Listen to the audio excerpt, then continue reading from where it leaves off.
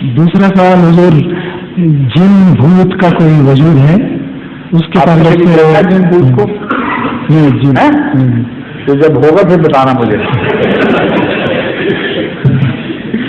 جو مانتے ہیں ماننے سے ہمیں کیا فرق پڑتا ہے؟ قرآن کریم میں جن کا ذکر ہے، جن کے مختلف معنی ہیں. ان میں ایک معنی وہ بھی ہے جو عوام الناس سمجھتے ہیں کہ کوئی غیر مرئی مخلوق الگ حیثیت کی جو آگ سے پیدا ہوئی ہے، لیکن آگ کی صفات اس میں نہیں، وہ یہ مانتے ہیں. ورنہ وہ جن کسی پہ چڑھے تو اس کو جلا تو نہیں دیتا.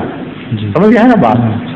تو ایک آدھا سا تصور انہوں نے قرآن کریم سے مستعار لیا ہے جس پہ پوری طرح وہ ایمان نہیں رکھتے، مگر ایک غیر مرئی مخلوق ضرور مانتے ہیں. اور عربی لفظ جن غیر مرئی مخلوق پر صادق آتا ہے، اس سے انکار نہیں.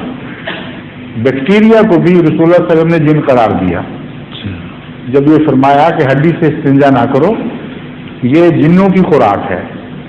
اس زمانے میں تو غیر مرئی مخلوق نو بیکٹیریا کا کوئی تصور ہی نہیں تھا.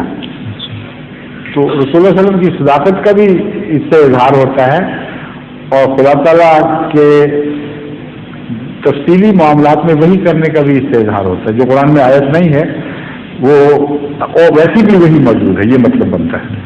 بہرحال رسول اللہ صلی اللہ علیہ وسلم نے خبر دی. اب ہمیں معلوم ہوا کہ اس سے مراد جراثیم تھے، کیونکہ ہڈی جراثیم کی خوراک ہے، ان کو آپ جن قرار دے رہے ہیں. تو غیر مرئی مخلوق جو نظر نہ آتی ہو اس کو جن کہا جا سکتا ہے. بیکٹیریا کے علاوہ کچھ اور شکلوں میں ہو، ہمیں اس کے انکار کا حق نہیں، مگر اس کو ایسی اہمیت دینا کہ وہ نعوذ باللہ انسان پر غالب ہو، یہ درست نہیں. کیونکہ قرآن کریم فرماتا ہے کہ ہم نے ہر چیز کو بنی نوع انسان کی خدمت کے لیے پیدا کیا ہے. اس لیے انسان پر حاوی ہونا، اس پر اس کا غلبہ پا جانا، یہ بحثیت نو کے لیے درست نہیں ہے. سمجھ آئے بات؟ جی. تو ایسا مسئلہ ہی نہیں ہے جس کو آپ خام خواہ اچھالیں یا اتنی اہمیت دیں. کوئی کہے کہ میرے نزدیک جن ہوتے ہیں الگ قسم کے، آپ کہیں کوئی حرج نہیں، بے شک مانو. جس دن مجھے دکھاؤ گے اس دن میں مان جاؤں گا. ٹھیک ہے نا؟ ٹھیک. جزاک اللہ.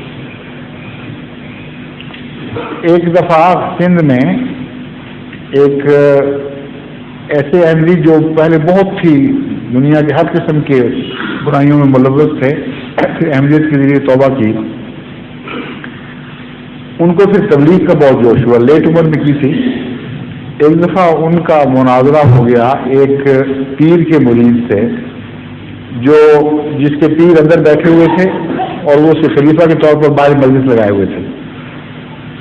اس میں انہوں نے جب حضرت مسیح علیہ السلام کی تائید میں دلائل سن کر دیکھا کہ ان کے پاس کوئی دلیل نہیں رہی، تو جوابی حملہ اس طرح کیا کہ میرا پیر مردوں کو زندہ کر سکتا ہے، کیا تمہارا پیر مرزا صاحب بھی مردوں کو زندہ کر سکتا تھا؟